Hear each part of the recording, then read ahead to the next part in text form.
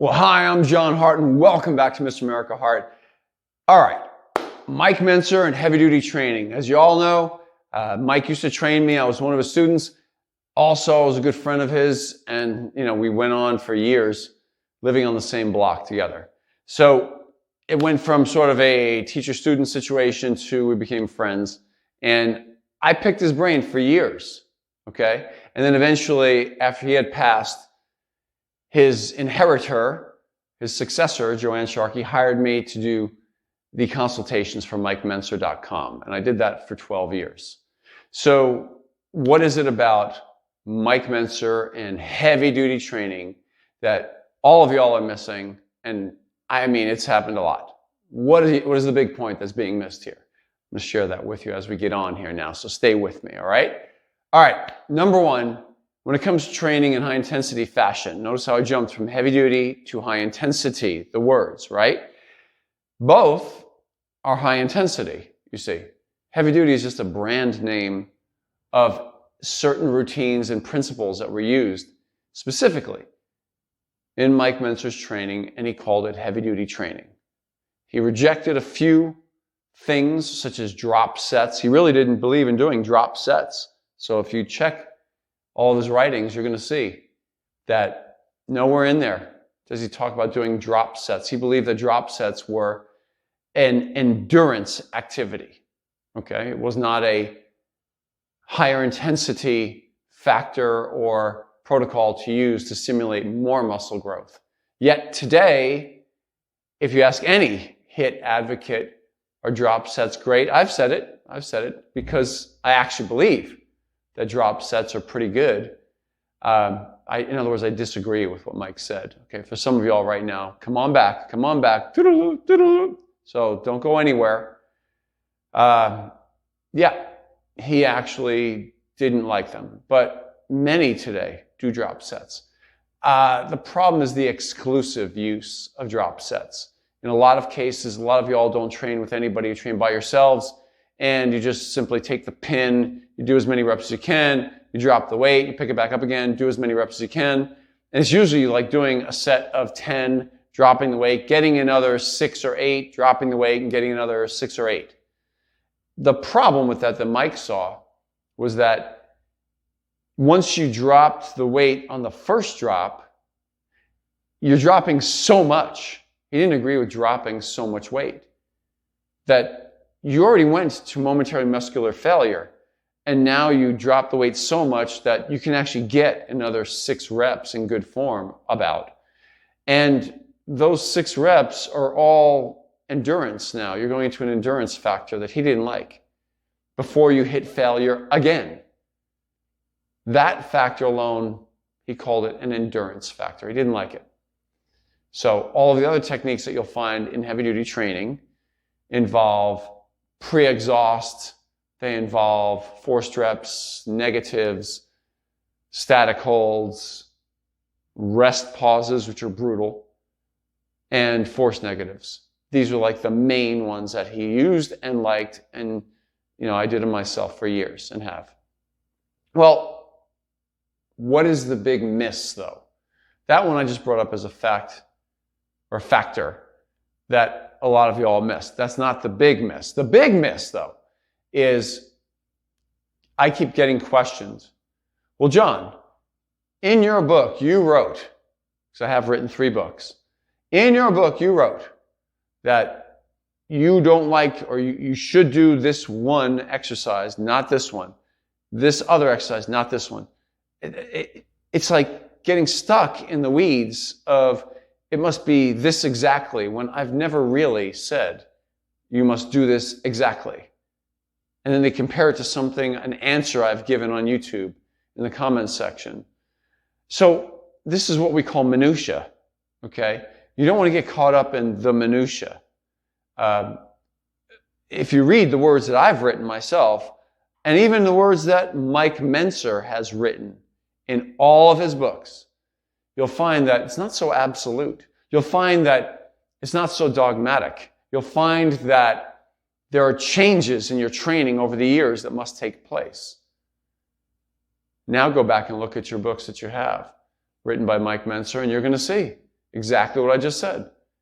That nowhere in there does he say, this is all you should do, period. Never do more, period. He talks about most of his routines being a starting point, adjusting them based on your recovery, on your abilities. So yeah, there's some of you guys out there that instead of doing 2 exercises for chest, you do 3 or 4 and you thrive with it. Doing single set training, sure. Dorian Yates did it. He thrived doing 4 chest exercises, 5 back exercises.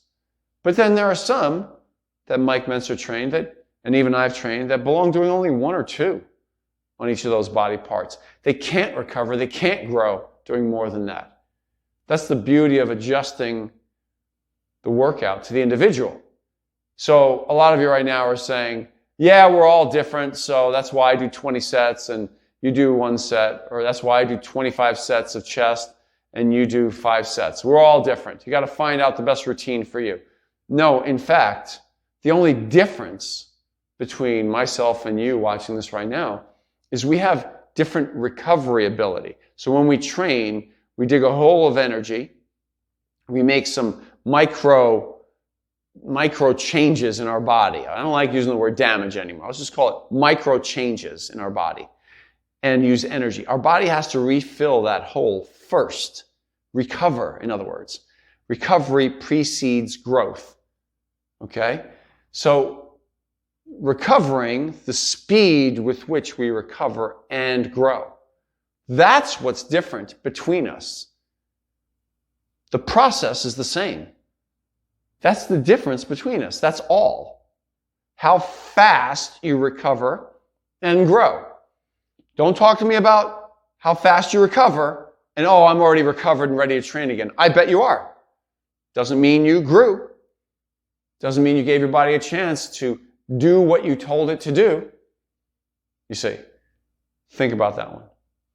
So I'm throwing all of this out at you right now because it's food for thought. We're getting, into the weeds at times when we have, different factions of high intensity training talking about, John Hart, he doesn't train like Mike anymore. He doesn't train like me. He doesn't do super slow. He doesn't blah, blah, blah, blah.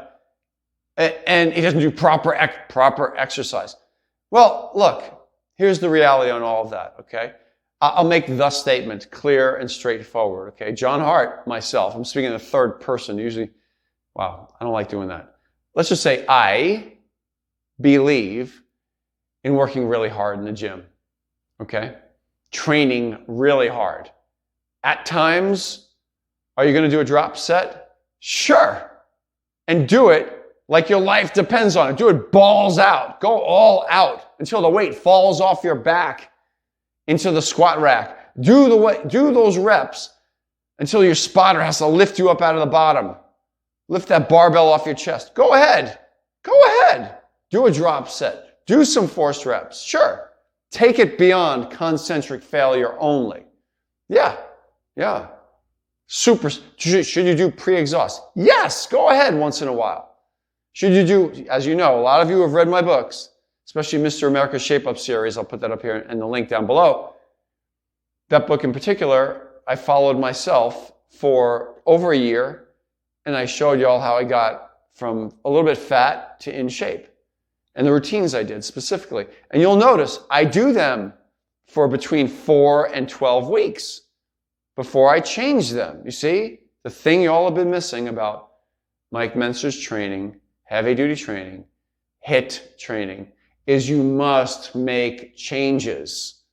So the bottom line is, I don't want to get too caught up in this, is work really hard. I believe in working really hard in the gym.